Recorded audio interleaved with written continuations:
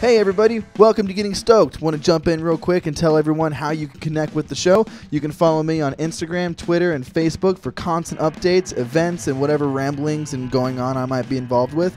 I always want to connect with listeners and be as accessible as possible. So if you're interested in coming on the show, or maybe you just want to shoot the shit, hit me up at gettingstokedpodcast@gmail.com or any of the aforementioned social media websites. Always feel free to send me links to your music, and if I'm into it, I'll hit you back. You guys are everything to me, and it really means the world that anyone listens, so thank you so fucking much. Enough with the chuffa, let's get on with the show.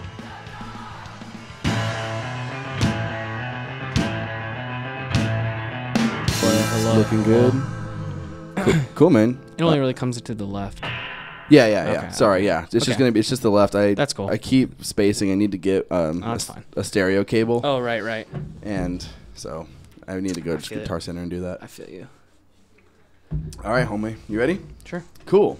All right. So here we are, Mike Weekly of Figure It Out. Hello. Hello. Welcome to the show. Thanks for having me. Yeah, man. I'm happy you could come down. It was one of those weird things where I was trying to book a bunch of people at once, and you said, "I'll get back to you," and I just put you on the calendar and Wait, totally it's funny. forgot about it. Yeah, I was just I was looking for people to play with, and I think you found me from me trying to ask you guys to play a show with us. No, or did you already? I don't think so. No, I already knew who you guys were. Okay. Yeah. But yeah, dude, like because it's crazy. We wanted to play a show with you guys the same night that crazy pub rock show was happening with Baseline, or is happening with. It already happened with Baseline at pub rock with you guys and Rival Coast. Rival Coast. Exactly. Okay. We wanted to book every one of those bands the same way. night for a different show. What? Like we were gonna hit up. That's funny. Originally, I talked to some of the guys from Baseline. And they were interested, but then they found out that show was happening, and they listed all the other bands that were playing. Right. And I was like, dude, I was about to hit up all fucking three of those bands. That's pretty ironic. So, yeah. No, I was like, dude, you got to be kidding me. So when it comes to Figure It Out, when I guess my introduction or story or whatever with Figure It Out comes with I was a fan of Alleyways back in the day.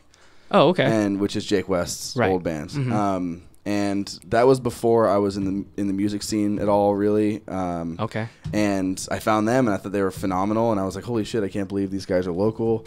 And I kind of followed him for a little while. Okay. And then I found Figure It Out. Right. After that. It's funny because when I found Jake, when I was trying to find a second guitar player, because it was always just me, and I just Googled, I YouTubed like Arizona pop punk band, and like their band showed up, and I was like, okay, I'll check out these guys, and they're not a band. Okay, I'll message one of them that found his name, and I said, hey, you want to jam? And then we jammed, and yeah, he's been jamming with me ever since then. So last February. That's awesome. Yeah, Jake was gonna come, but he had to work tonight. So nah, it's all good, man. So now, where did you start playing music originally? I picked up a bass guitar like 6th grade. But I played saxophone, and I always sang like at church. Okay, cool. And that's what kind of got me to start singing. But I played bass, was in a little jam band with another guy, and then he moved to the UK with his mom, and then I decided to play guitar. Got it. So, and that's when I started playing guitar, which was around like the end of 6th grade. And then always kind of like listened to pop punk music and. Yeah, what were some of the really kind of important albums for you? Well, I guess in the beginning, it was always like it was very just the pop punk scene. It was like that old early 2000s, Newfound Glory, Blink-182, MXPX, Phoenix TX, like that early Warped Tour scene, which was like Less Than Jake, like all that stuff was kind of like my middle school. Like it was all like about the riffs. It was all about dude, I need a metal distortion pedal. It doesn't matter what kind of amp I have. Like I want a Fender, like whatever. I want a Fat Strat. And what's your go-to MXPX record? Like what's the one that you hold at the highest? I loved the live one. Okay, that live one was really good. Mm-hmm. It's funny because one of the first records I ever got was the Ever Passing Moment one, which was I got it at a Christian bookstore. Nice. Yeah, and it was the Christian bookstore right next to Home Depot on like Warner, and I don't know, it was like the first Home Depot, and I'm a Phoenix native, so Got it. But yeah, dude, MXPX is one of those bands. I think I first heard Life in General, and then later on I heard Secret Weapon, and Secret Weapon to me was always kind of their really like I don't know. I don't want to say like underrated, but I really feel like there was a lot on that record that was awesome. I think I heard the song Responsibility, and that was like, fuck yeah, dude. Like, I love this band. Like, just the whole, like, how simple, like, everything is in, like, that genre. Like, it's just very, I don't know, it's structured, and everything's, like, poppy, and usually there's a riff. I mean, and, you know, obviously, like, what always like I played bass first, right? So the bass riff got, you know, of a Chick Magnet. Yeah, of course. Yeah, it's one of the first lines I learned. Yeah, exactly. So like playing bass, I was like, oh, this is rad. Then obviously like I was like, oh, Rufio, whatever, like stuff like that. Like, still to this day, I always I've sound checked with Sad Song so many times off the Secret Weapon album. It's just like this really pretty bass line that he plays, and I think some of the guys in the band thought that was something that I came up with, and then they saw him on a Guitar Center sessions thing or some kind of interview with Guitar Center, and he was playing that riff, and they were like, that's a song. Here's some shinfo about MXPX. My grandpa and my dad was born in Bremerton. Oh, nice. In outside of Seattle and Washington, that's where MXPX from. They're from Bremerton. That's crazy. Yeah, we actually just played in Bremerton in December when we did our little fall tour. What was that like? It was cool because like my grandpa still lives there, so he like showed us around, drove us around, like, oh, this is where your dad was born. And we're just like, everyone's like, dude, what the fuck is going on? And then everyone's like, it's kind of cool. We're having a tour of like Bremerton, and it's funny because.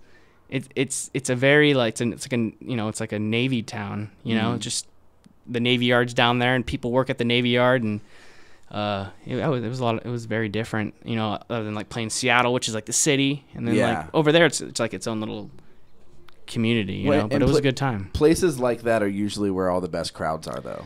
I mean, it was a weekday, and we had the promoter brought out some other bands, and it wasn't like we had our own scene there. Like, probably no one's ever heard of us from there. But, they brought out bands brought out people, and we had a good time. It was a cool little theater. Yeah, that's awesome. I always try to, if I'm going to go on the road, hit at least one city that you might not think of, because that's where the kids are the hungriest. That's where they want to roll out for shows and really, because you could go to a major city and they're just like, why would I go see you when I can go see some huge band that's playing here every night of the week? Sure. You know what I mean?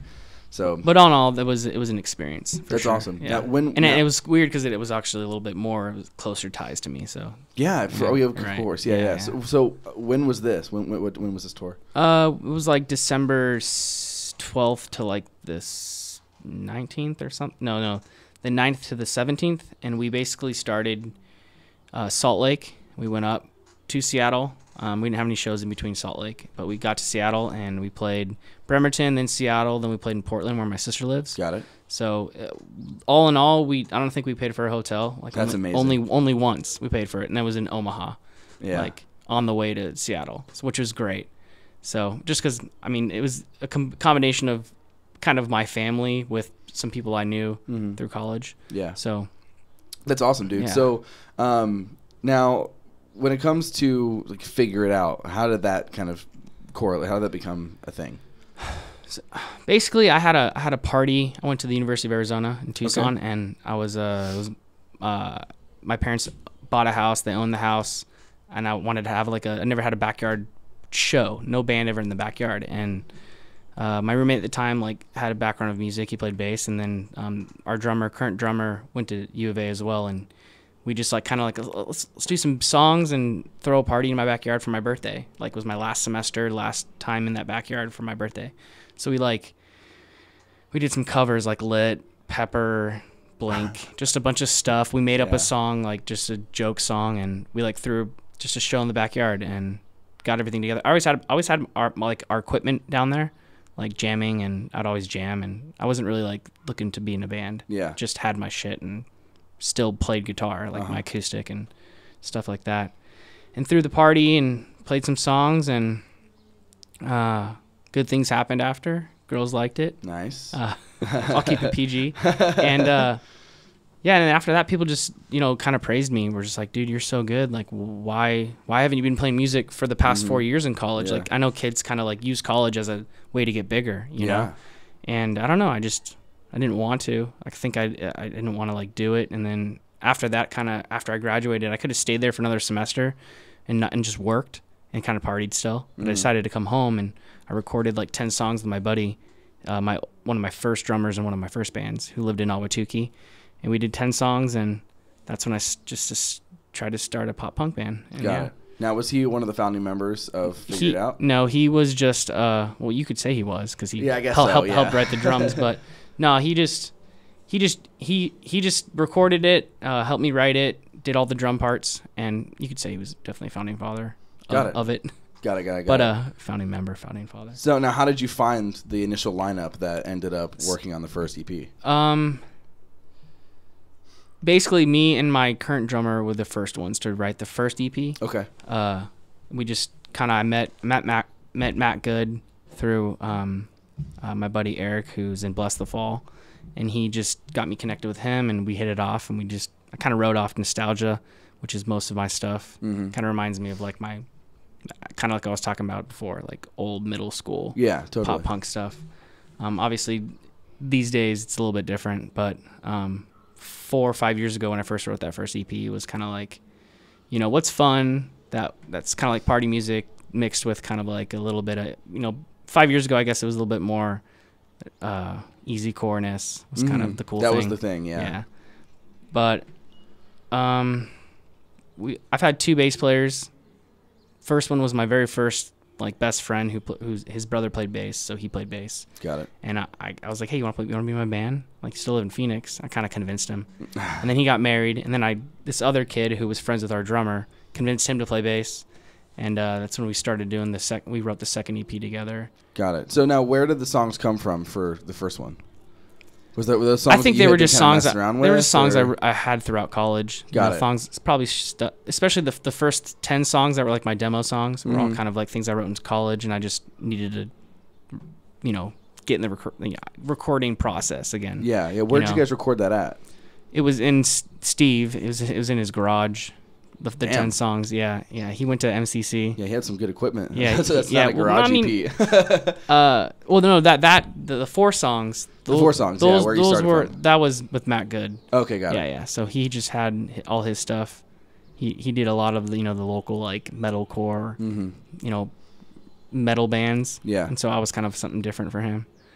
But I've done everything with Matt since, and really? we've come to be close friends, and he helps me out now. Like if I wanted to do a cover song or something, I'd bring it to him, we work it together and bang it out. That's amazing. You need awesome. A producer that you can trust is the most important thing of the whole recording process. Especially when you're like, you can talk about anything, on a deep level. So it's really good. Yeah, not only on a deep level, but when you can express an idea to somebody and they can immediately either make it better or mirror exactly what you're saying and make that come to life. Right.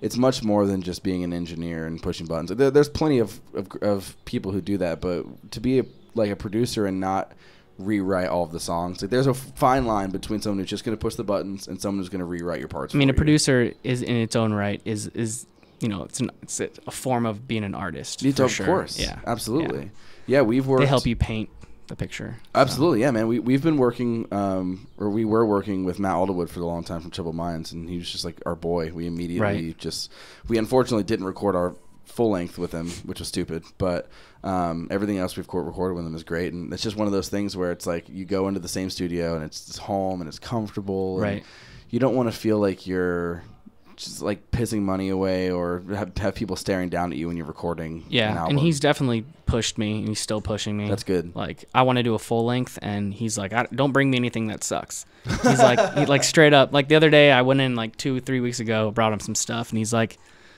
I need you to dig deeper, man. I'm just like, oh shit. Okay, that's amazing. Here we go. So. Now, how do you feel about where you started from now, 4 years after the release? I've learned a lot. Not even just how to write music or playing live, but I've done singing lessons for 2 years. It's something that I would have never done because I'm very stubborn. But it's not like Kobe. Kobe Bryant didn't learn his jumper by himself. Someone had to teach him how to play basketball. Totally. So it's just something you gotta you gotta take advice from everyone. Mm-hmm. I've learned that too. That's a hard one. And it's I'm a lot older than a lot of the kids that are doing it. Especially like in this kind of music. Old is old, but it doesn't matter your age. Yeah. People guess it all the time. Like how old are you? I'm like, your age, man. I'm your age. Well, I'm your age, bro. As long as the music doesn't sound like you're too old for it, then it doesn't matter. Like for instance, a really good juxtaposition would be Weezer's White Album versus, in my opinion, Blink-182 California. Sure. Was like, in my opinion anyway, the Weezer album sounded like they were still fucking like in their early 20s and having a great time, and it didn't sound old at all. But to me, that new Blink album just kind of sounded like some old guys like phoning it in. California, right? Yeah, California. Right. I'm sorry. But that's just me. Like, I don't know how do you feel about that record? Because I talk to people. I'm not a huge pop punk guy. People don't call it a Blink record. Really? I get it from a lot of people. We don't consider it a Blink record. Why is Which that? I don't care, because I mean, if it still has Travis Barker's drums and there's still some form of vibe, I mean, it's fine. But I mean, Tom was an integral part of that band. Oh yeah, for sure. You can't not have him sing on it, which is, he's like there's always the one, there's always each song on each record. There's like the one that has Mark, and then there's the one that has Tom. Yeah. It's like both of them have hits. Yeah. Equally, I know that actually Mark I saw in a interview, Mark actually writes a lot of the riffs. Like he wrote the Damn It riff. Okay. Like he wrote a lot of the riffs too, so it wasn't just Tom writing all the guitar stuff. Yeah, totally. But you could always tell when it was a guitar, it was a Tom guitar part. Right, exactly. I mean, he even talks about it. It's just basically his, what does he call it? He calls it like a, I forgot. It's whatever. Yeah, no, Tom DeLonge, Aliens. Yeah, Aliens.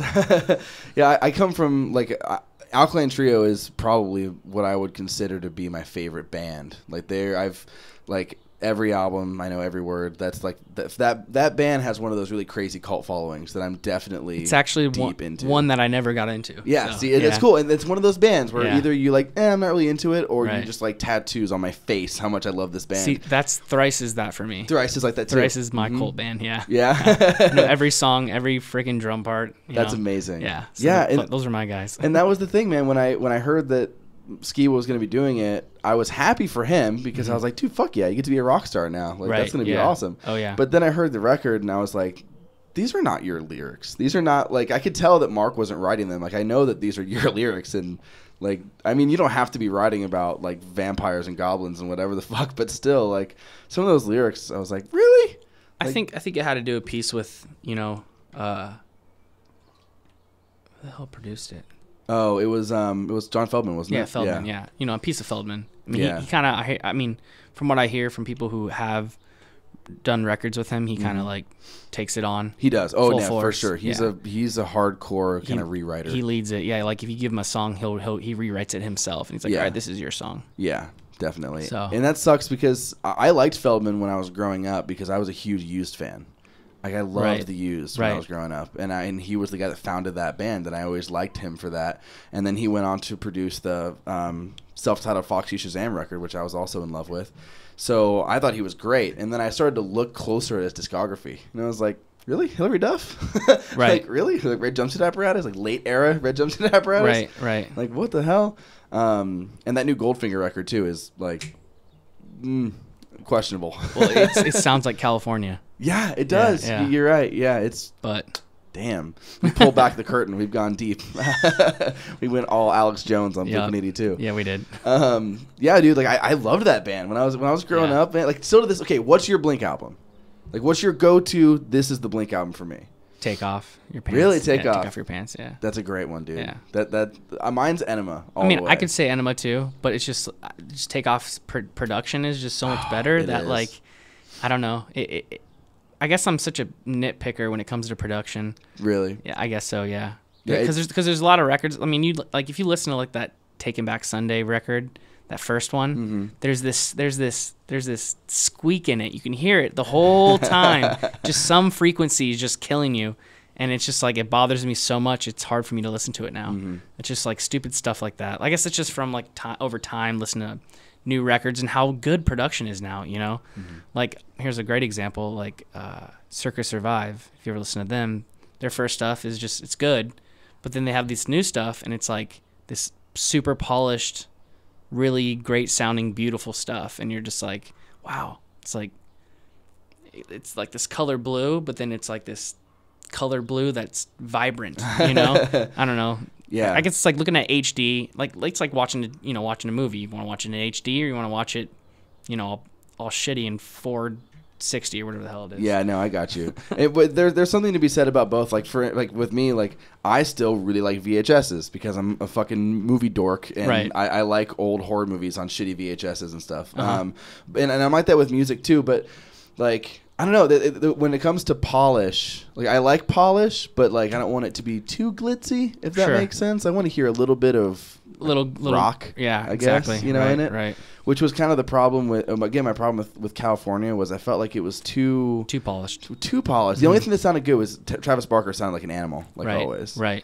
But you know he doesn't play to a click. I didn't know that. Yeah. Really? No click. He practices to a click. I've seen him practice to clicks before. He works out to clicks. Like That's when he crazy. works out to a click. These are all insider things that I know. Yeah. I know people in the industry. Yeah. Fucking A, man. Well, here's a cool little thing. Travis Barker did drums for that From First to Last song. That new From First to Last song they did. Oh, really? Yeah, Travis did the drums. I haven't kept up with him. Yeah, because they did it with Feldman. Got it. Yeah. Got it. It all comes back. Skrillex. It all comes back to yeah. All comes back to Feldman, yeah. I love, dude, Pete. that first From First to Last record. No, not with the one that the EP? Heathers reference. The No, EP one? the full length album. My friend, Dear Diary. Dear Diary. Teen Angst has a body count. That album was so. When I was like 14, I was like, yes. Oh no, 14-year-old Mike Weekly would be so pumped that he is friends with this guy and has done the things I've done with him. But we all take shits on toilets. Okay, we're all just people. Yeah, man. I'm getting a little too nervous now. Yeah, man. That's super crazy. So now, from 2014 to 2015, just 1 year after you guys released the first EP. for the first EP, we see an EP with Bo from Bless the Fall on it as a feature. Right. Now, how did you guys take a leap from 2014 to 2015 as releasing a debut EP, and then the next one you're featuring the singer of Bless the Fall? I think it was just I was writing the record. Eric was my neighbor at the time, so whenever Bo comes in town, he goes to Eric's house. And there's only one person Bo calls. He calls me. Hey, dude, you want to go play basketball? Hey, you want to go get food? You want to do this? Want to do that? Hey, you want to do something? So we were just hanging out, playing basketball, and I was just showing him some of my like demos, like we're gonna do a second EP. Da-da-da. He's like, oh man, I wish I could always played like done a pop punk record. And I was like, hey, you want to be on my song? And he's like, sure. And I was like, all right, dude, I'll just write the part and you come in and do it whenever you get here, So it's funny. We were doing the record and he was coming through town with Lights, I believe, his wife, and she. Oh shit! I didn't know they were married. Yeah, and she was playing a show, and I don't know what happened. I think basically like I wasn't as good of friends with Bo then as I am now, and I mentioned something to him. I was like, hey, when you're in town, like if you stop by the studio, like please do it, because they were doing an acoustic song. So I think Bo was singing the acoustic song with Matt Good. And I was like, hey, if you can, like, Matt, like, try to, like, get Bo to sing this part. So they both of them, like, told me that he didn't do it. They were like, no, we didn't have enough time, man. Sorry, couldn't do it. Like, we were, like, rushing because Lights was playing at Comerica or something with Lindsey Sterling, the violin chick. Yeah, I know. Yeah. So I went to that show, and I get there, and we go to the green room, and they're like, yeah, man, sorry, like, couldn't do it. And Lights was like, huh? And he was like, oh, just kidding, dude, I did it. And I was like, oh shit, sick, So that was kind of funny how they were joking me. That's like, hilarious. Yeah, they're making me feel like a piece of shit. And then they're like, oh, we did it, dude. I was like, oh, sick. And yeah, that was really cool. I was actually in Nebraska when we dropped the song. I don't know why I did this, but like I usually spearhead everything. Mm-hmm. I was in the middle of nowhere, Nebraska, which is where my great-great-grandfather settled. So like I was just like in the middle of nowhere, dude. Like no Wi-Fi, no nothing, like middle of nowhere, Nebraska. And I decided to have my bass player who did all the multimedia, his name is Matt, we decided to drop it on YouTube. So we dropped it on YouTube and it like went everywhere. It was on Rock Sound, Alt Press. Like, we didn't send it to anybody. It just got word from the, social media. Everyone dropped about it, talked about it, put pizza on it, Bo's face, whatever, like stereotypical pop punk stuff, right? And we just had a huge like crazy boost, and that's what kind of like got us like I guess to the next level of where the band went, which is super cool. And we played some cool shows. We played 2 shows with them. We played at House of Blues in Anaheim, and that was such an awesome show just to play in front of like 900 people who are actually like fans of the scene. You know, I guess I call them like all press fans. You know, whatever. Kids that actually will like become your fan, and not just your friends of friends who come to shows and you know whatever. And it was just like a sold out show and like right next to Disneyland, and it was just like such a killer thing. And that was kind of the peak of like where we were at the time. And we ended up playing Pot of Gold, that festival, like 3 months later. And that kind of like slowed us down because it wasn't really, we thought it was cool, which it was cool, but it kind of like slowed down our momentum. And I guess like, I don't know, things kind of like faltered from there. We played like we got a really cool show though. We played like the Pure Noise tour, which was with like Seaway and Hit the Lights and like kind of those cool bands, and we were just like, oh yeah, stoked again. And then kind of like nothing happened. You know, we were reaching out to people trying to like get some kind of buzz, because we were just trying to find our way, you know, in the scene. Like a lot of people didn't know who we were too, so we were playing. I was just trying to play as many shows that were kind of like integrated into that kind of scene. And after, kind of like we all didn't know what we wanted to do. Like no one wanted to tour. They had full-time jobs. I quit my job in like 2015. I work with my father now, so it like gives me be able to do stuff. But the other guys weren't able to do it, and so we kind of were just playing local shows again. Like, and then everyone kind of lost interest. And then Tyler Posey from Teen Wolf, the Teen Wolf star, posted about us on Instagram.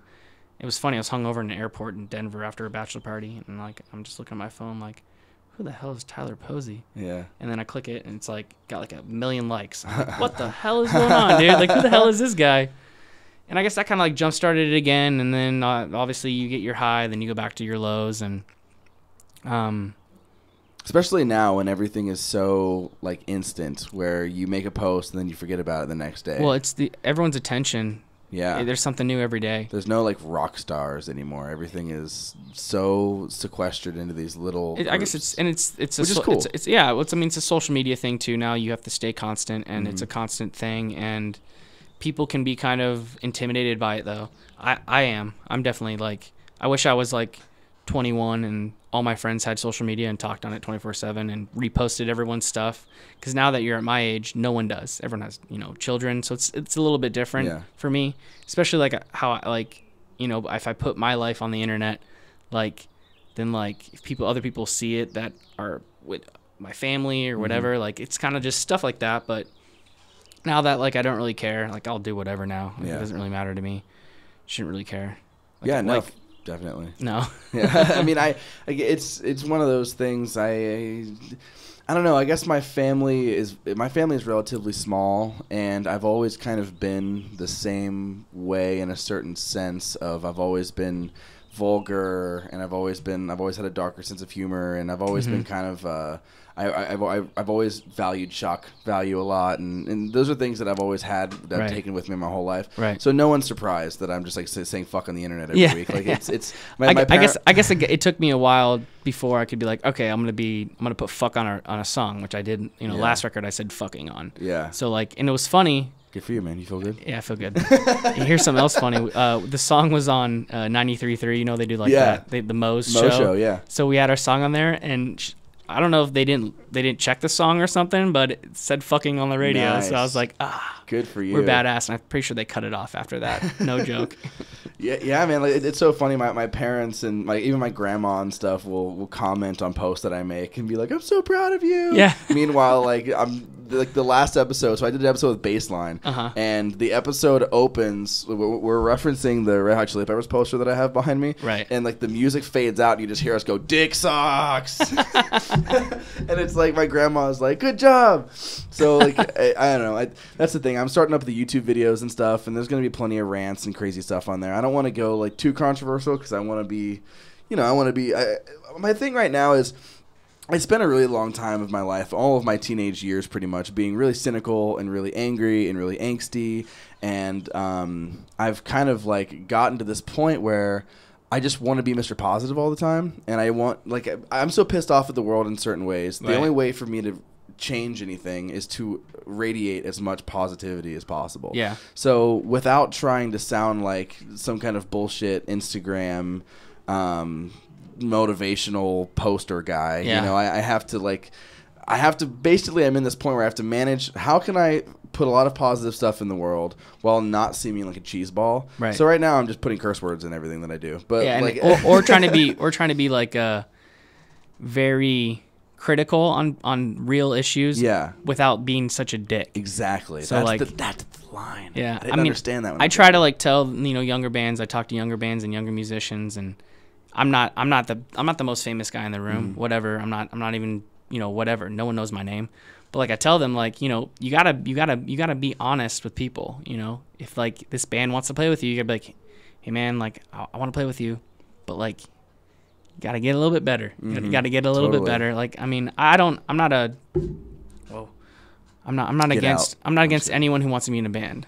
But yeah, like when people get mad at you for stuff because you don't want to do things for them, sometimes it's kind of like, well, maybe you need to work on your own stuff. Totally. And I think, it's not even trying to be a dick. It's just trying to be like, you gotta work hard for, playing these types of shows, or you gotta work hard to be where you gotta be, or to, if you want to get there, you gotta make good stuff. I mean, like this podcast, like we gotta make good content for people to want to listen to it. You know, totally. Like no one's gonna want to listen to us just being like, yeah. Well, and the other thing is, so when it comes to music, if you're expecting anybody to like pat your ass along the way or help you out, and if you're not willing to put in as much hard work as humanly possible, then you shouldn't, like, anybody can play in a band. Everyone should play in a band. But if you have expectations of where you want yourself to go in music, then you need to be ready to bleed for it as much as possible. Like success, because there's so many people that are way more hungry. Than you, like than me, than you. It's like insane, like that you find out these people that just do whatever it takes. Like fucking, they don't have a house, don't have a car. Their only car is their bus, and they live in their bus. Like they just are doing it. They're just all they're doing is trying to play music, or all they're trying to do is hit the road, or whatever the case is. Yeah. Meanwhile, you've got people who live with their parents and feel like they're owed something, and, right? And they deserve to be a certain place in music, and there's a lot of certain bands that are where they are today because they were financially backed. Totally. Yeah. I mean, I'm a person who can say that if it wasn't for my father, I probably wouldn't be as blessed as I am to be able to be flexible. Like let's say if I wanted to hit the road, I could definitely hit the road for a month, Yeah, that's amazing. And not like be starving for food. So it's just like, but some people, are though, and it's real, and they're probably working a lot harder than I am, which is, well, to me, it's such a cutthroat business to try to really be doing music. It's, there are days where I look up and I'm like, why am I still doing this? Like, I could be living in a house that I own with a dog, and I can't even get a dog because I probably don't have the responsibility to have a dog. Whatever. Well, that's the thing with, like, I always heard that success is preparation meets circumstance. Right. Like you have to, sure, there is some luck involved and some right timing involved, but if you're not prepared, then you're not going to be able to jump that chasm and meet where you need to go next. Right. So, so now, okay. A little off subject. No. That's what I want. No, dude, that's what this whole entire podcast is about. Like, anyone who really listens to this show knows that the first quarter is business, and then it's all just crazy stuff from there on, which is exactly what I want. I had an episode I did, which is, for everyone listening, has come out by now, with Ryan Osterman from Holy Fawn, and I had Hey, remember when I talked about my guitar player that moved to UK? Yeah. That's Ryan Osterman. He lives here now. Lives in this house? No. He lives in Arizona again. Oh, I know. Oh, yeah. No. He's a friend of mine. Oh, yeah. But in sixth, 7th grade, he moved. I didn't even know that. He was the guy. I was playing bass. He was playing guitar. And we didn't get there. That's crazy. And he moved. And yeah, and then I decided to play guitar for that. I'm gonna have him back on the show and we'll talk about the UK trip because we didn't even touch on that. He lived in England for I think it was a year. Yeah. Yeah, him and his mom, and I don't know if his dad went too. I don't know. But he is one of the most amazing, like crazy individuals. Like the thing, I had like 2 pages ready to go. I did so much research, and I had like some good pressing questions that I had plugged in there, like ready to go. And I asked him 2 of those questions because he just like started talking about lucid dreams, and I was like, let's fucking go, let's do this. So we just went deep, and that was like the whole show. So anyway, that's what I love to do. But yeah, me and Ryan were in Boy Scouts together. Really? Yes, we were. He was a Boy Scout. He's got a great jawline, man. That guy. And a button nose. Yeah, he's great. Yeah, man. Baby chin. Yeah, he's just the sweetest. I was so happy, and like it's great when you meet someone and you're immediately just like, oh, what a nice guy. You know what though? He's like this weird guy who ties into so much because when I had Trevor from Sundressed on, he was talking about how Ryan Osterman was one of the first guys to play in Sundressed. Like he's just been everywhere, jamming with everybody at some point. But there are bands he started. Yeah. He has started a couple bands. Yeah. So that's the other thing. We didn't even get to talk about Alan Penny or any of that stuff. So now, in between EP 1 and 2, how many shows did you guys play? Did you hit it really hard with shows, or it was like a monthly basis? Yeah. In Phoenix. Yeah. I mean, our first out-of-state show was probably that House of Blues show, which to be honest is like. It was like like this like we kind of got spoiled straight up. I think once you kind of like play in front of that many people who actually give a shit about you because after our merch looked like shit next to like Ocean's 8 Alaska, whoever else we played with, Stick to Your Guns. Yeah. And we were just like, people would come up and be like, we had CDs, they handed out CDs, but people cared. Kids were like, you're God, like the way they look at you, they think they think you're something like they are, they think you're like hot shit. And that was like kind of like, spoiled on that first road show. And then we didn't really hit the road after that. Like I never had a manager. It was just me. I was always trying to just get favors from people and asking people like, hey, how can you help? Like still to this day, like I've tried to like kind of like make my business to someone else's business, have someone work for you. But at this point, I'm still searching for that person who's willing to work for the band, that has the people. Need a mom. Back to a band mom. Yeah, whatever. Or band dad, whatever. But back to the shows. We played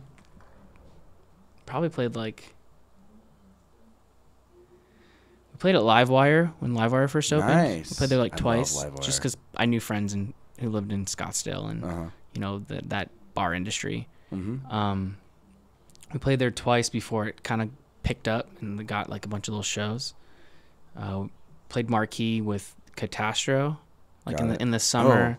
Played Wasted Grain, which is in Scottsdale too. Yeah, Wasted Grain. That's crazy. You guys got a bunch of really good shows right off the bat. No, there were a lot of really good ones. We were all just playing houses and like trunk space and basically I was, I had like 3 or 4 guys. I had a guy who worked at Lucky Man who I talked to. Yeah, see that's the thing. You were older already by this time, so you knew people already. Yeah, I was talking to people. K and Z. Yeah, I got it. Never worked with the other promoters, but I guess we played at Joe's Grotto. It was with like Captain Chunk. Oh, that was fun. Like Forever Came Calling.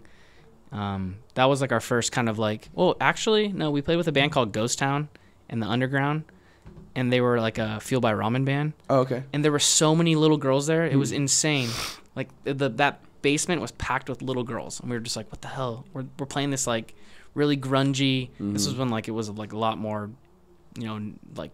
One guitar, one bass, just my singing, like very, it wasn't as produced as now with 2 guitars and, backup singer and a lot better now. But, but probably like a show a month, That's cool. kind of spaced it out. Yeah, that's good, man, to kind of take it easier. When I always tell, if it was up to me, I would do one every 3 months. Like right now, it's especially that we've been playing in Phoenix forever. It's kind of like we can't just play every month now. Yep, that's where we were at. Unless we're playing with like a band that brings kids out, or their own scene or whatever. Because it's, I guess, it's been 5 years we've been playing in Phoenix, so it's 4 years. So, but they say 6 years is where things will start to take off. So, well, I'm still at it for sure, and it might not be the same exact band. Might not be the same exact music, but I'm gonna strive for that full length. Yeah, dude, that's my goal. Yeah, hell yeah. So speaking about music and the music that you're playing right now, and we've been talking a lot about we've been talking a little bit about age and things like that. What? So okay, this is an odd question. But I just thought of this. What about this is like therapy to me right now. It's fine. It's good. Thank you. I'm gonna. That's gonna be a blurb on a poster. Okay. Well, we're about to get even crazier then. Alrighty. So, what at the undisclosed age that you're at now does pop punk still speak to you about? Because that was my thing. Is I stepped away from pop punk because I was like, I don't really relate to this stuff anymore. It's funny because now we're kind of trying to call it alternative rock. Yeah. We're not trying to say pop punk. I mean, you could. It's a dirty word, dude. You could say like Neck Deep is very pop punk. Yes. But then you listen to Story So Far, and then they're a little bit more mature. Has a little bit more vibes. It's a little bit more grungier. It's not as polished. Yeah. Little screaming and kind of different stuff in it. Not screaming, but I get you. Top of the lungs. But yeah, it's not really a liked word these days. It's not. It's like the pop punk. There's the pop punk scene, which is you'll say the little girl pop punk. Like Mayday Parade, All Time Low. But then there's the grungy, mature pop punk, which is, I mean, I'm not trying to categorize. Put bands in categories, but Story So Far, those kind of heavier. Yeah. The bands that the kids who grew up with Blink-182 when they were still a band, they continued to kind of make music and stuff like that, which is kind of what I would consider to be Neck Deep. Right. The newer pop punk stuff. The new pop punk. Yeah.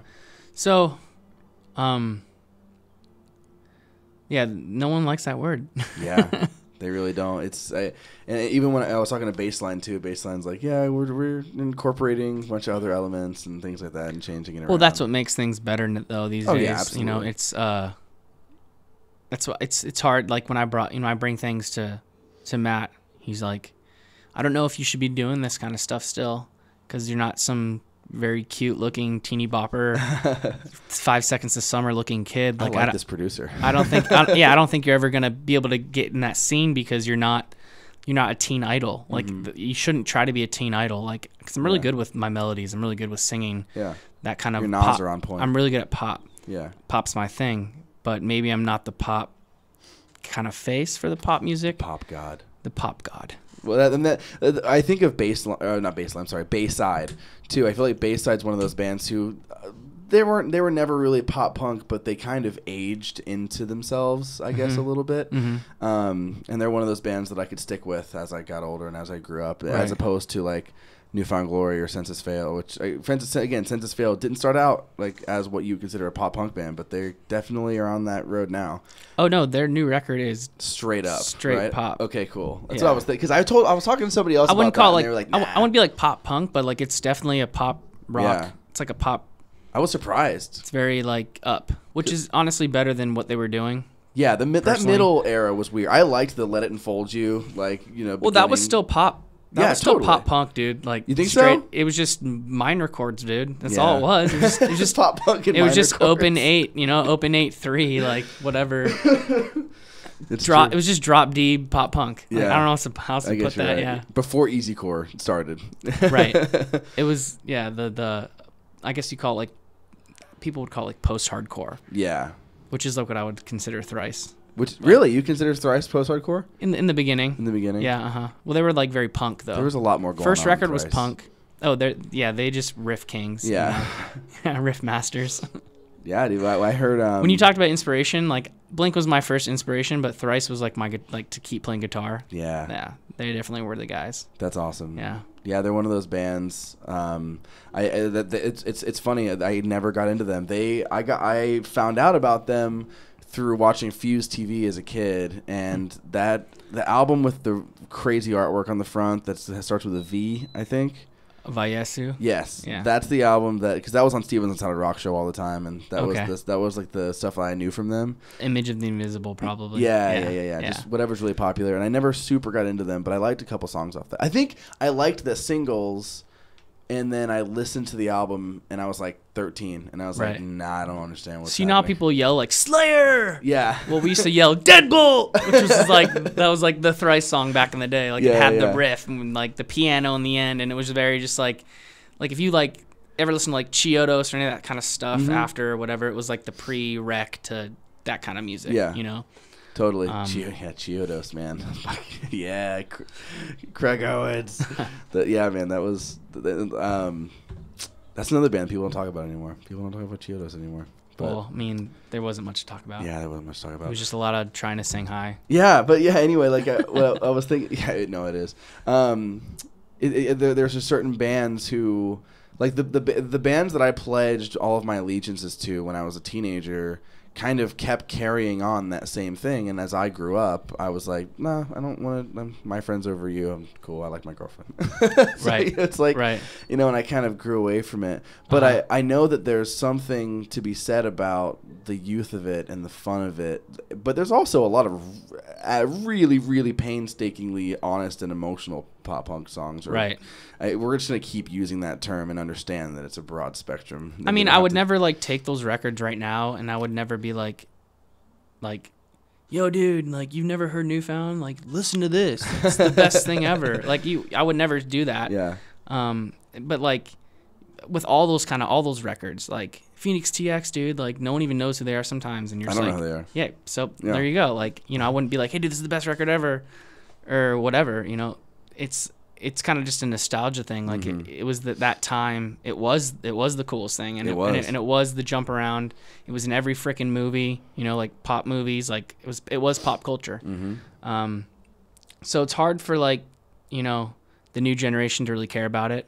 Warped like Tour. Even some of the younger bands, you know, I've heard from kids. I'm not gonna name any names, but have been like, you know, I don't like Green Day. I don't like Blink-182. I never did. And I'm just like, well, you were like 2 years old when they were good. So, you know, when that was the cool thing at the time. Obviously, you know, just like, you know, my dad will say, yeah, it was all with the Eagles, you know, which I love the Eagles though. Yeah. They can sing harmonies for days. Yeah. But you know, it was it's just that's that type of music I would never be like, yo, this is like going to change your life. Yeah. You know, it changed my life when I was little. But there's so much good stuff out now that it's not something that I would be like, all right, here you go.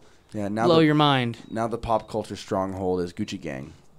So it's funny because I grew up listening to a lot of rap. Yeah. But it was obviously a lot of like, you know, G Unit, 50 Cent, you know, that course. Young Buck, Lloyd Banks. Yeah, those are my Lloyd guys, Banks. dude. The Game. And we listen to like West Side Connection and Dre and Snoop. Like those were my things when I was, you know, I guess we listened to Tupac and Biggie, but that was before my time, I guess. I have to interrupt you because I'm going to forget this. Okay. I have a West Side Connection story, which is weird. A story of West Side Connection? I have a weird West Side Connection thing. So I don't know what album it was. I'm going to find out right now. So I was on the bus in junior high, late elementary, early junior high, and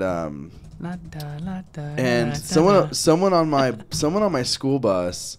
He was this kid who was a total fucking bad influence, and he was kind of like, oh fuck, here's the CD. Okay, so he gave me this CD, and it was the one with "Bow Down" on it. Yeah, "Bow Down." Yeah. I was just singing it. Okay, dude. yeah. So I heard that shit as like a 12-year-old white kid in the Ohio suburbs, and I was like, what the fuck is this? Like, that was the gnarliest shit I've ever heard. Yeah. Like, I would like listen to it with my earphones, like really like quietly and stuff, so my parents like wouldn't hear me listening to it. It's got the hand on the CD cover. Dude, no one gives Ice Cube enough credit. No, they don't. He is a fucking masterful rapper. Like, his solo stuff's amazing too. dude, no one, yeah, you know, all of it. No one gives him any. I mean, just like fucking how the movie was and all that shit. He still to this day, like, all that shit. No one ever respected him. No one ever gave him credit.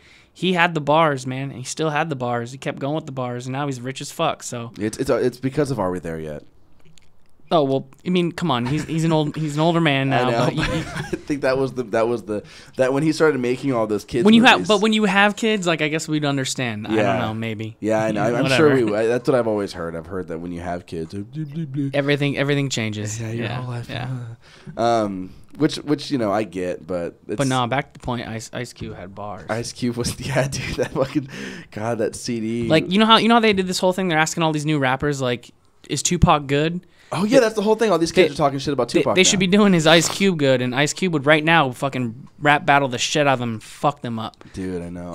I'm trying to do this thing this year where I listen to every album that catches my interest. So it's March. So far, I've listened to I think 53 albums. Just everything that I think is interesting, and because last year I realized I hadn't listened to barely anything that came out, and I got really bummed out about that. So this year, I have Spotify Premium. There's no excuse. I'm just going hard. I have Spotify. And yeah, greatest platform ever. Oh, it's amazing. So yeah. I've stopped looking at Ice Cube. So I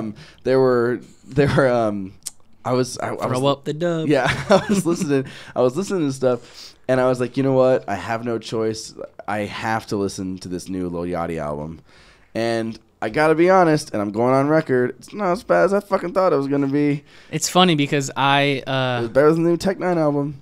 I don't really listen to much new age rap. Yeah, I don't really either. I do listen to Logic. Blame it on Rick and Morty.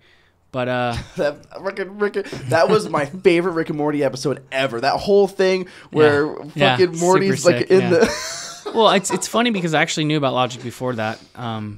Just I did too. But at the same time, just I kind of listened to like some of like people who kind of were like him, like Futuristic and like that new kid NF.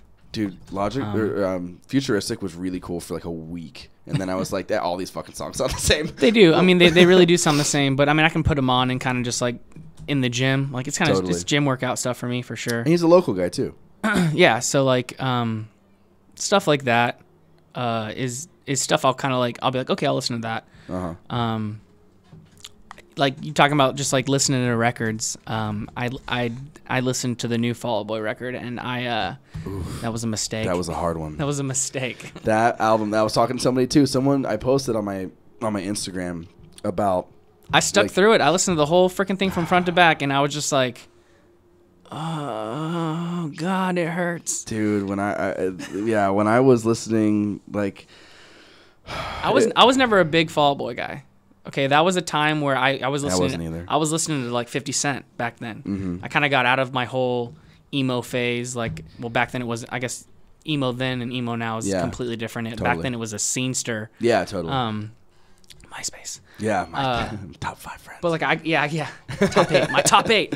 But I got out of the whole, kind of the scene music, and I was just listening to rap, dude. And I mistakenly was listening to like Cottonmouth Kings and shit. Cottonmouth Kings? But I know every. That was some other. I know every fucking word. That was some other gnarly shit. When I heard that, I was like, That's my youth, dude. That's my youth. Nah, I'm kidding. But just like I used to listen to a lot of rap, and I used to make. This was right when like my sister got a MacBook, like in the beginning, and GarageBand. Yeah. And I would just make beats, dog, shit. all day, every day, make beats. And I made a rap name. My rap name was M20. All my friends have adopted it as my nickname. It's been like 15 years, and girls that I haven't seen since high school that were younger than me still call me M20. Hey, M20. I'm like, shut the fuck up, bitch. That was a joke. I don't think I've ever told this 41 episodes deep, and I don't think I've told this story yet. Dude, I have rap songs that are still on MySpace. Okay, luckily I never recorded any of them. But in 5th grade in Germantown, Ohio, while going to Farmersville Elementary School, I had notebooks and notebooks and notebooks of rap. and because it was so easy to write rap music, and I was so into it, and I just like discovered Eminem, and that was when Eminem was sick. That was when T.I. was really big, like Rubber Band Man and all that shit was on the radio, and I was so into rap music, and my rap name was White Chocolate. Oh God. But I had never heard that joke before. Like now it's like a cliche thing. Oh, like, yeah, 100%. But I thought I was a fucking genius. I was like, how God. has no one ever done this before? And I was like, I would take these angsty pictures straight up with the Malibu's Most Wanted visor upside down. Oh like, my God. I have like these really like, angsty pictures where I'm like, my head's down on my fist and my visor's upside down and backwards. Unreal. That's so funny. And I went into paint and I put like fake blood and stuff like that. Oh my God. That is some shit. WC.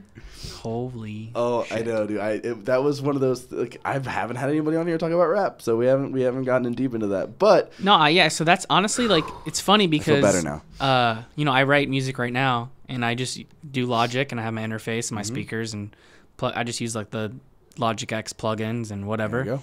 But like MIDI, like I write drums, and if it wasn't for that GarageBand when I was 13 years old. I wouldn't know how to. I wouldn't be so good at writing MIDI. Yeah, like, there you go. Even just piano or whatever it is.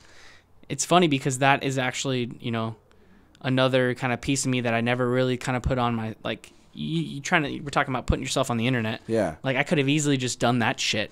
I used to rap Battle Kids all the time, like no joke. But I'd be like singing pop punk music, like like I'm a pop punker. Yeah. But then I'd be like rapping and like making beats and shit. And I got my best shoes, but my pants are sagging.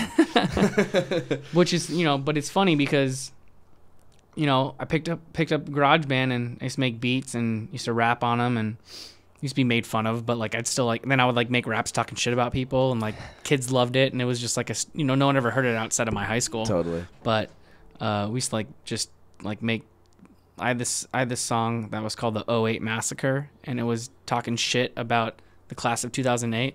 Okay. Because now everyone knows my age. Yeah, sorry. Now everyone knows my age, dude. Graduated high school '07. Okay, but we were '07, and I made this song that basically it was like '08 ain't straight, and like just like talking shit, whatever. Dude, I was such a lame piece of human filth that I was jumped in the bathroom by other fifth graders. So now take into account in Ohio, this is not like some like this. This isn't Cincinnati. This isn't some crazy part of Ohio. This is like 4,000 people in my town. It's so white you can see it like neon from space. Like it's really really bad. Yeah. And like I remember distinctively getting jumped and like shoved into a trash can by two other 11-year-olds. Like, which is so crazy. I got smacked in the face by some other kid in 5th grade. Like that rap thing lasted 6 months, and then I even had the all this is coming back to me now. I went and shopped at Value City, and I got those like that shit that Eminem and like D12 would wear, like the really soft. Sure. I don't remember what they were called, but like the really soft baggy shit that they would wear, and they don't wear that at all anymore. But you know what I'm talking about. Right, 50 Cent and all those guys used to wear them. Right. And I would try to find like Kango hats and shit. Oh my God. I told my grandma. I wore Jinkos. Yeah, dude. I wore Jinkos. Dude, I did that for like fifth grade was my Jinko phase. I told my grandma, because she's the one who would buy me all this shit because my parents wouldn't do it. I told my grandma, I was like, I only want to wear K-Swiss because that's what Usher wears. Oh my God. Because that's when Confession. Okay, that's a great timestamp. I was super into writing rap music when Confessions came out. So like I was that album blew me away. I was like, this is the best thing ever. How have you not heard? Yeah. Lil Jon was the shit. It's funny because my second record ever was the Marshall Mathers LP. Ooh, yeah, I stole that from my babysitter. I stole it from. Oh, you stole it? I stole from the store. Good for you. Yeah. I stole it from my babysitter. It's lame. I stole Dude Ranch too. Oh, I stole Dude Ranch, Marshall Mathers, and a Jay-Z record. I forget which one it was. It was the one with I'm a hustler, baby. Yeah. I just want you to know. With Pharrell. Yeah. It was that People one. People forget that Pharrell's been around forever. He's a vampire. Like everyone thinks. And he looks like he's 30 years old still. Maybe he is a vampire. Yeah, who knows? Yeah, I know. Everyone's talking about Pharrell now as if, like, especially kids are talking about Pharrell and Happy and all this shit. And no one understands, like, NERD and all this shit that he was doing before. Sick-ass, grimy-ass, dope shit for sure. Oh, my God. Yeah, and that's I've been listening to. I haven't really listened to much new rap because I'm really not into a lot of it. I'm also not listening to a lot of it, so I don't know where all the good shit is.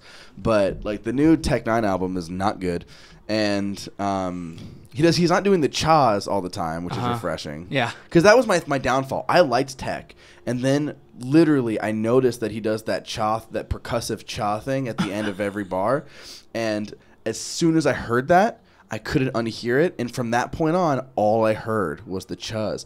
And then I did that. I showed it to my friends, and then all of my friends, same thing. They had to stop listening to him because they couldn't unhear it. So maybe he's catching on to that. I guess it was for me with rap. It was kind of like if I heard something good, I would kind of it'd be something it'd like a daily pick me up song. Yeah. But I wouldn't be like, okay, like this rapper like is I'm gonna defend this guy. Like this is my guy. Don't defend any rapper. Like he's a revolutionary artist. Like no rapper these days is revolutionary at all. They just copy other people. It's just like any other fucking music these days. Like they just take someone else's talent, they copy it, they make it their own. I mean, obviously their lyrics are probably maybe genuine, but their style, a lot of their beats. I mean, it's kind of like it's all kind of redundant and it's all kind of just recycled. Yeah. I mean, obviously, it has its new flow now. You know, there's a different. Everyone kind of sounds the same sometimes. The lean thing is going on. Whatever's going on. Yeah, everyone. I mean, it goes with the culture, and it goes with pop culture, and it changes throughout. You know, each year and year. It's funny because 2 years ago, you look back at some of that shit, and you're like, "What the fuck were they talking about? What the fuck were they doing? What the fuck is this song, dude? Like, what?" But now it's like we're like, "Oh, this shit's fucking sick." Like, you know, whatever. Like, I look back at it, and it's like. Minnesota. I'm like, what the fuck, man? Or even, what was that song? Chain Hang Low, stuff like that. Well, I mean, that was what? Like, that was actually a long time ago. Yeah, that was like 2005. Yeah, that was like 10 years ago. That was over 10 years ago. But I was always a young Jock fan, man. I always loved Young Jock. Jeezy as well. Jeezy. Wait, that's the new guy, right? No, Jeezy. Who am I thinking? Young Jeezy. Oh, man. Young Jeezy. I'm so sorry. Yeah. I'm thinking of the other guy. There's a white guy now who has like that I don't like. So I'm saying it's recycled. Everything is easy. They're taking everyone's names. Yeah. Well, someone tried to convince me that Young Thug is changing music and all this stuff, and I was like, no, he's not. Like, I mean, maybe he's introducing some new trends. Yeah. How many marijuanas? How many marijuanas was he injecting? But I mean, I don't know. I feel like I just want to be. I don't ever want to be the old guy who doesn't catch up with music. So I'm trying to like understand. My friends the other day were talking about it. They were like, I don't want to be the guy that's like, get off my lawn. Yeah. You know, he wants to embrace still the rap, which is this kid's a huge Chance fan, so he like loves Chance. But I agree. I mean, that's why like especially with new music these days, like I don't write off. Like these young kids who come out with music, I respect it, but I'm not gonna go spend money on. I'm not gonna go like to their shows and buy $40 worth of merch. Like that's not my job. My job's to, you know, be the older guy. I guess. Older guy. You're not old. You look. The thing is, you look great. Well, thank you. And your music sounds. Sorry about being. I'm not trying to say the older. I guess more. I guess mature. Yeah, there you go. Because like the kids that are listening to Lil Xan and that type of shit. Like that. I'm gonna say you're not mature and you're a child and, you know, I will say get the fuck off my lawn on that shit. It's one of those things where it's like, I want to be a really positive person, but fuck that. Like you have to draw a line somewhere. Nah, they're just They're just kids, and it's Soulja Boy. I had fads. Like, there were fads. Oh, yeah. I loved fads. We were just talking about a million other fads that we were talking about. Your fucking kangaroo hats and shit or whatever. Yeah, I wore guy liner when I was in, like, 8th grade, and the whole deal. Like, I mean, you know. So you're right. There's kids. The kids think it's cool. It sells money, and, you know, money makes the world go round, so. Yeah. Whatever, man. Yeah, and I'm glad that there are rappers that are out, because I feel like there are a really high caliber of rap that's happening right now, and obviously that stuff like Xan and all that is that stuff has always been there. Go back to the 50s and the 40s and the 60s. There's always been like good music. There's always been like the Beatles, but then there's like the Do the Mashed Potato. Like there's always been that shitty stuff that was happening at that time. Everyone wants to romanticize the 60s and the 70s. There was a lot of garbage going on at that time. Yeah, I mean, like any other fad, you know, there's the stuff that kind of gets pushed in your face. Mm-hmm. There's the stuff that kids make cool. Mm-hmm. That's not cool. Yeah. But it's cool. It becomes cool because kids think it's cool. Yeah. It doesn't matter what it is. We can, you know, talk about a million things. You know, pop punk. Even pop punk was that for we just exactly. Yeah, you know what I mean, it had longevity. Yeah. But it was still the kids made that cool. It was cool. Yeah. But you know, everyone else who would listen, because you know the '90s was grunge, and then this happy shit came out, and these older kids are like, dude, fuck that, man, Nirvana. Yeah. Fuck that. You know, or like whatever the music that they listened to was. Death metal was becoming a real force too, and a lot of stuff in the '90s. Right. Yeah, man, but like it's still, I can like I don't. What's nice is that I don't listen to the radio at all, and I don't pay attention at all to a lot of that kind of stuff. So I can just listen to Danny Brown and Kendrick Lamar all the time and think that rap is always awesome. Right. And then that's it. I don't have to, but I do want to know. I don't want to ever be in a conversation with somebody who's talking about a really, really popular artist and me have no idea. Like I want to at least have a stake in the conversation. So you know what my connection is I have Sirius XM. Okay. And I listen to Shade 45. Okay. Shade I don't know anything about Sirius other than Opie and Anthony. You know, it's always kind of like that's like it has its own culture and it's not the internet culture. So it doesn't really affect. That's awesome. You know, you hear new rap though. Like you hear like, you know, the first time I ever heard that, I didn't even know who it was. You know, don't even care. No, like there's nothing to tell me I have to like it or not like it. Like I didn't know who the artist was, whatever. It was that G-Eazy song with A$AP Rocky. You know. Okay. If I hit it one time, I'm a viper. You know, whatever. Uh-huh. So I heard that. That's what I was thinking of, by the way. When you said Jeezy, I was thinking of G-Eazy. G-Eazy. Yeah. I was on tour, and we were driving. We're just listening to, you know, and that song first came out, like, oh, here's here's like top new songs, whatever. And then I heard that song, and just heard the beat, and then I heard like the raps, and I was like, damn, this is fucking sick, dude. No limit, I'm a fucking soldier. And I was like, this is sick as fuck. And then like, I was like, dude, Sully, who is this, my bass player? And he listens to rap and shit. Like he could go on about a lot of different genres. We didn't know who it was. Like I couldn't fucking know. I knew there was that chick on it. So the Cardi B or whatever. I knew it was her when she came up. But like for me, I mean, I'm not gonna hate on it. Like she had, people like her. I mean, I don't give a shit about her. But I was like, damn, that was sick. You know, that was cool. It was like refreshing to hear. And I was like, oh, and I got home, you know, looked it up and I was like, G-Eazy and A$AP, like, fuck, I know these guys, you know, like it's just another like kind of manufactured song must be, but it's actually fucking sick ass song. Yeah. So it's kind of like a, you know, two-way thing. Like you can kind of get music thrown on you that you do like, without kind of like seeing that it's someone that you should listen to.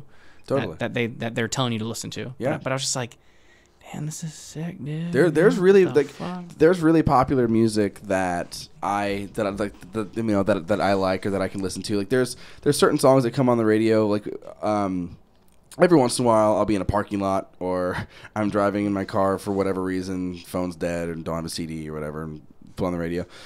And that Portugal the Man song that's everywhere right now. Right. Rebel Just for Kicks or whatever. I don't know what it's called. That song is fucking awesome. Like I fight with my girlfriend all the time. Like it's so like when you listen to the instrumentation and the production, that's a really cool song. Well, there's a lot of those songs that you listen to once and you're just like, oh, this is awesome, and then it gets played 1,000 times, 100,000 times, and then you're just like, fuck. Yeah. This song again. Well, you're going to ask me about this song again. Like, I did that Closer cover. Oh, yeah. And which is it's perfect segue. We need to talk about that. Because how the fuck did that happen? Like, because, okay, I'm going to be honest with you. While you gather yourself, I have never heard that song, the original. Did not know. Don't know the Chainsmokers.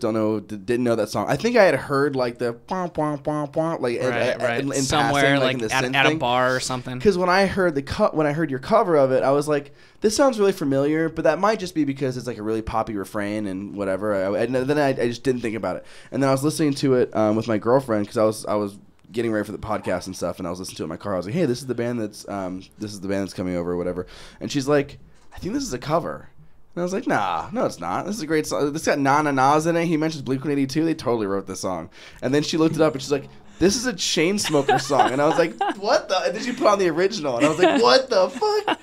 And then Yeah. dude, you got some crazy hits too. Yeah. That's got like over 400,000 plays on Spotify. Yeah, now. yeah, it's almost to 500 soon. Yeah, it's crazy. Killing it. What happened? Give me the journey. Well, so we did when we wrote the second EP with the one that features Bo, we did a Want to Want Me Jason Derulo cover song. Okay. And we did a really cool video for it. My friend Jackie lives in LA, had this really cute girl come out, and it was such a great production, and it was really funny. And I'm literally like the epitome of the pop punk thing. I was a pizza guy delivering pizza, and fell in love with this girl who ends up ditching me for a guy in a chicken suit. It's a really fun. You should watch it. It's pretty Okay. It's like the best video I've ever done and probably will ever do ever. Got it. It's one of those things that you like, okay, let's do this, be really cool, and then it just became really cool, and like you didn't try that hard. Yeah. You know, and then it's like, how are we ever gonna like fucking top that? You know? Yeah, totally. Maybe That's the eventually. best. But That's the best. we did that cover song, and I didn't put it on Spotify. I didn't put it on the internet like I should have. I didn't know about what to do with mechanical licensing, and didn't know. DistroKid and Yeah, stuff like that. I didn't really like know about that shit. Just like how I dropped the Nothing to Lose song on YouTube and not anywhere else, and I think that kind of fucked me as well.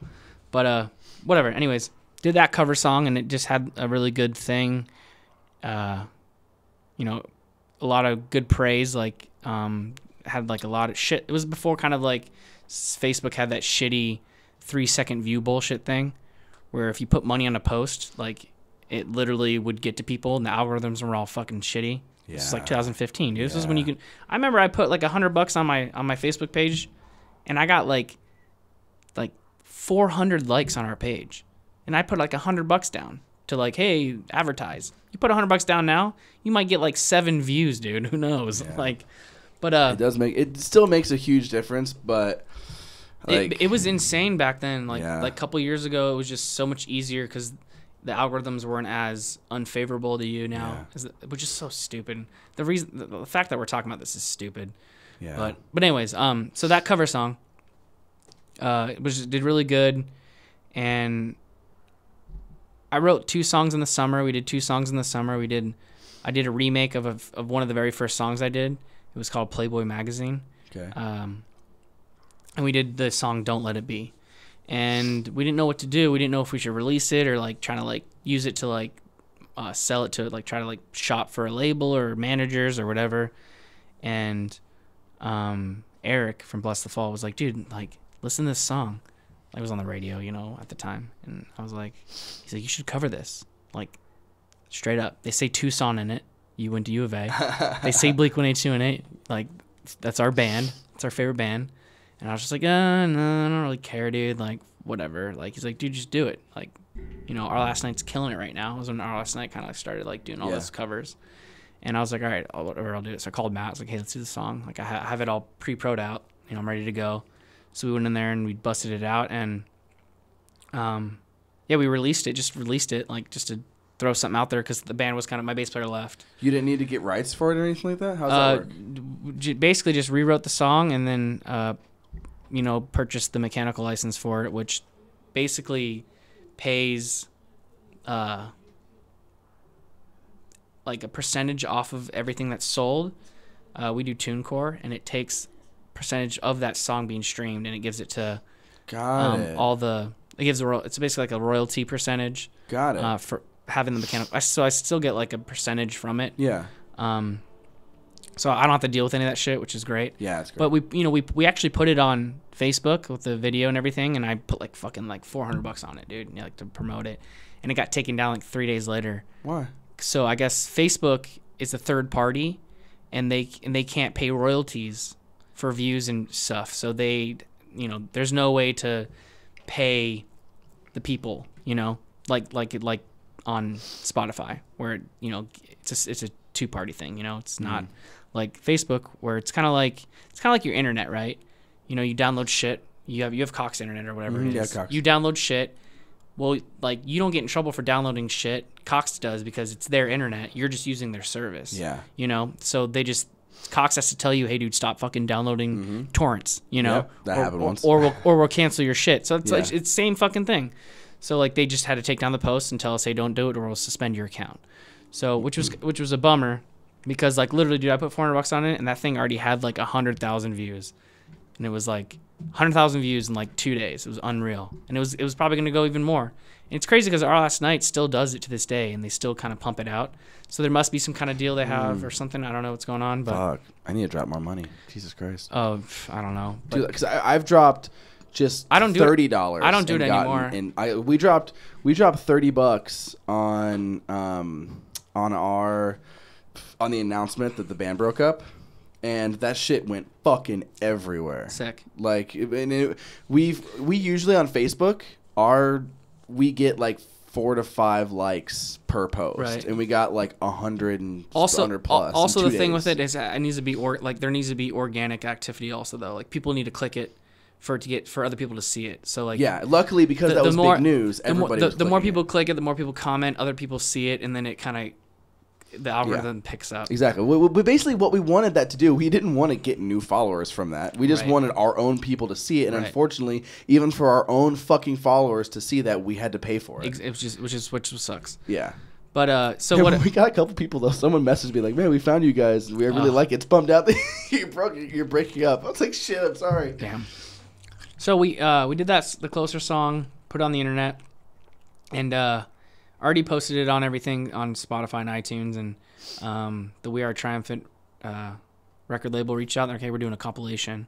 Like, we like your song. Like, let's do it. And like, basically it was like a record deal for a single. They took our song, they put it on their compilation CD, and actually a local band just got signed by them, Divided Minds. Oh yeah, Divided Minds. I just saw them at 51 West. Yeah, they're on We Are Triumphant. We Are Triumphant also had like the very first Neck Deep CD, Rain in July. Cool.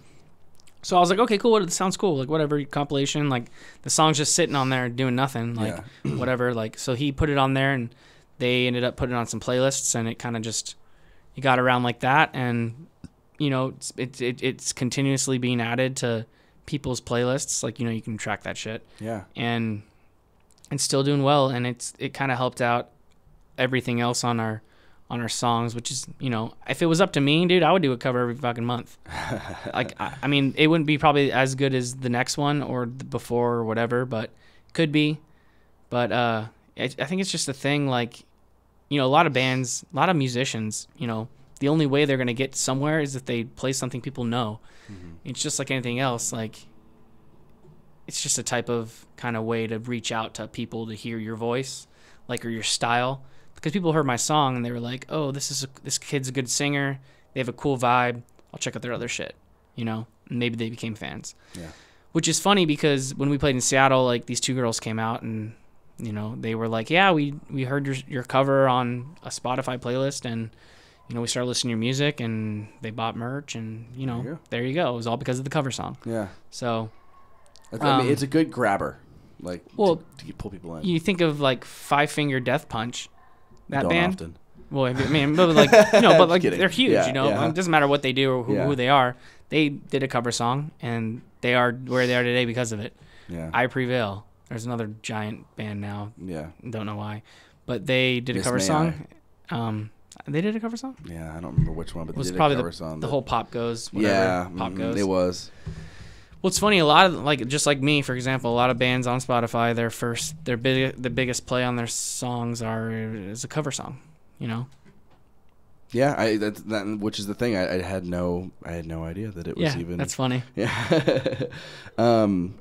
Yeah, I don't remember what it was, but they did a cover of something. Oh, it was Swing. Remember that song?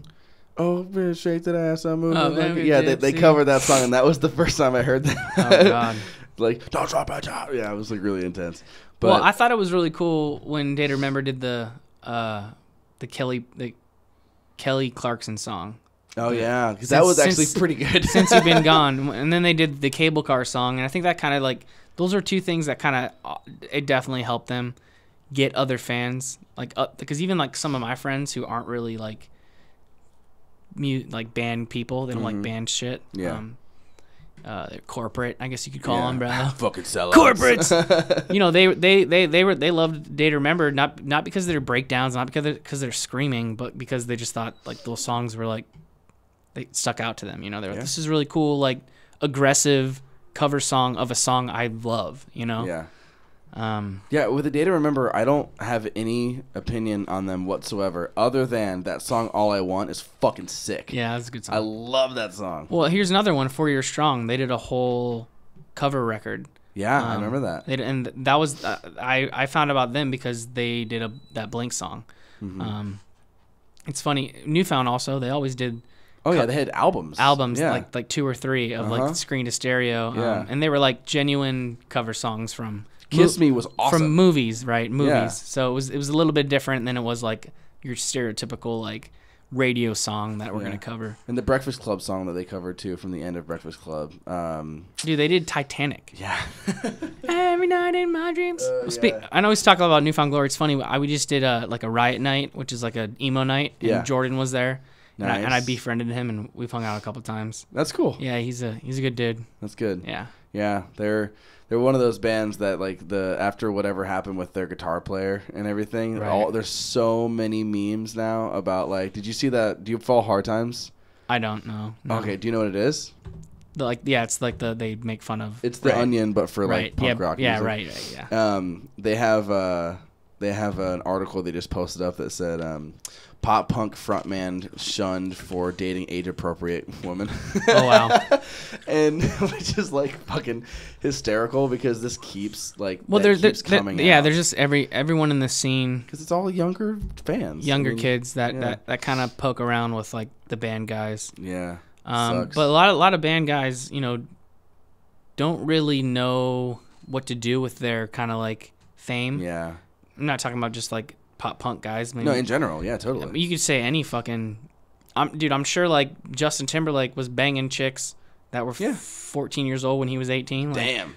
I mean, who knows? Well, it's like a senior and a freshman. Like you never know, dude. Like there's just so much bullshit. Like especially with like the picture stuff now. Like I'd be so afraid to like send that shit to people. Like no fucking but like way. people do like unconsciously now. Yeah. It's just like boom, send dick pic, tit pic, it's whatever. Crazy.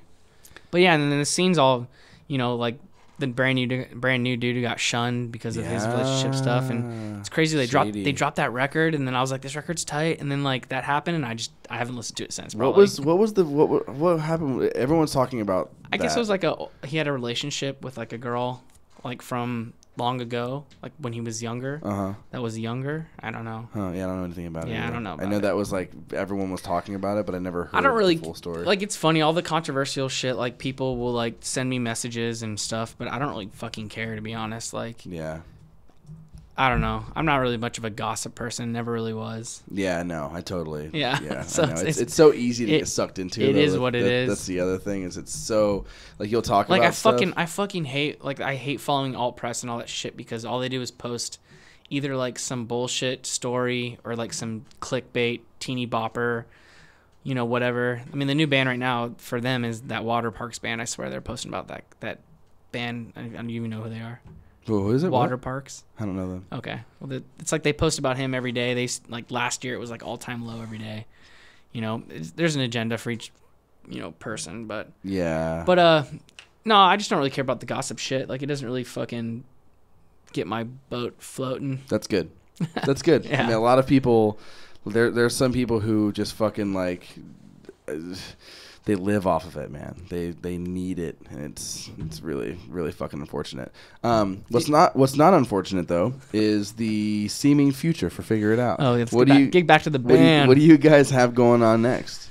Man, it's wide. It's kind of a wide open book right now. I mean, there's certain goals that we want to reach. It's going to be hard to do it by ourselves. I think it's I'm at the point where it's. If I can't find someone, I was talking about it earlier, that kind of can like work for me or have my back or like put all their attention towards me, I'll probably kind of like simmer it down, but I don't want to. So I'm going to work. I've been working on writing this record and kind of trying to incorporate the new guys more because I want them to kind of have a pride in the band, because, they've just been jamming and it's all my songs and, they need to take some kind of like, piece of it that's them, Definitely. So that's why like the new stuff's definitely going to be a little bit more, probably a lot more mature. Dude, the last EP was way more mature. Right. Like I noticed a huge jump. First of Right. all, the electronics aren't nearly as present. Like there's some textures. Sure. But the electronics that were So all over the first EP are yeah, not there at all. Exactly. Yeah, the last one, it was just me and Matt. Me and Matt Good wrote it. My drummer wasn't involved in writing it. I just because we were kind of like fading. You know, no one wanted the bass player quit. I had Anissa from I Set to Kill. Have you ever heard of them? Mm-hmm. Oh yeah, totally. She played bass for like 3 or 4 shows. We played in like California and Tucson, and this was around when Closer dropped. Yeah. And that song "Don't Let It Be," and I just was like, all right, I want to do another record. Like, I got to keep it going. So me and Matt just kind of was around like Christmas time last year, and it took me 9 months to release it because I wanted to find a band, and I found the 2 new guys. But it was just me and him, and basically just wrote some solid simple songs and kind of wanted to sing about something a little bit different that wasn't just kind of like, immature, I guess. Yeah. But the music, not just the lyrics, the music, right. it feels way more mature. It right. feels it's something about it you can tell like it's a very big jump. Yeah. From because that's what I did today. I listened to the whole like discography that's on Spotify. Sure. And I was like, there are very clear line. Like the line between the first EP and the second EP isn't as big. But it's still big. The electronics are less. There's right. a little bit. There's some things that are changing. Production's better. Musicality is better. Right. But then you jump to the new one, and it's like a whole other thing. It's got a different vibe. Yeah. Well, it's funny. I wrote a song. It was for my boys. It was called "The Boys," and it was very, dude. It was very. It's. I still have it. Still haven't released it. I wish to God I can release it because it's just so much fun and it's fucking Blink and, just that cool like jump up and down song. But it had no vibe whatsoever with the other 4 songs. So we did 5. I picked 4, but like at the same thing, it had the same vibe as like the second record. And I was just kind of like, I know I spend a bunch of money on this song, but I don't really care. It doesn't go with it. And I'll probably rewrite it, to be honest. Yeah. I'll probably like rewrite it and send it out because it's actually a lot of fun. You have very jumpable songs. I've noticed the trend. Like most of your songs, I can get a mad pogo. Yeah. To most of your songs. I try to get a little jump going in a couple times during live shit, but. Well, dude, thank you so much for coming on the show, for coming over and hanging out. Especially man. Like seemingly short notice. I really fucking appreciate you, man. Nice to meet you. Yeah. Do you guys have anything kind of going on within the next couple of months that you want to talk about, or any big plans? I think I'll probably be not doing a lot, to be honest. Cool, but that's fine. Yeah, let them be hungry for it. We'll be back. We'll be back at it. Yeah. So cool. I think it's basically like what I'm looking at is, if it's not good, it won't be done. Yeah. But I'm just gonna try to make it good. Good. So. And you put out music recently. You got some time to coast. I feel good about it. Yeah. I think we're still doing okay. I just want to take that next jump. So, it's either going to take that next leap or, I'm going to become a fucking dad. Just break up. That's what we did. It was awesome. It's the best decision we ever made. No, I know. It's just one of those things, dude. Like you look at this, you fucking sit in your bed, you think about, all right, like what do I want to do? And I know I can do it. It's just it just takes sacrifice. Yeah, it takes hard work, and it's a constant everyday thing. Every waking breath is devoted to this shit, and it's something I guess will hopefully make this next record into the record. Yeah. And maybe that song, the song, will be on there. So the boys. That's the single. All right. Well, thank you guys so much for listening. Thank you, Mike, for coming over and hanging out with me. Cheers. And so thanks a lot, everybody. Get stoked. Aw, shit. Look at that. The episode's over, man. We're done. Episode is finished. Luckily, though, there are plenty of other older episodes hanging around the internet anywhere you'd like to find podcasts. iTunes, podcast apps like Stitcher or Podcast Addict for either the iPhone or the Android. My official Podbean website. I'm fucking everywhere, man. I'm building an empire. Let's take over the fucking world. Anyway, if you've made it this far, I truly appreciate you and encourage you to please reach out and say hello. I'm serious about this, guys. I really want to connect with my listeners. So whether you want to come on the show or not, drop me a line. Hit me an email at gettingstokedpodcast@gmail.com, or you can hit me up on social media, Facebook, Instagram, Twitter. I think that's it, man. Thank you guys so much for listening. It really I know I harp on it so much, but it really truly means everything. So thank you. Get stoked.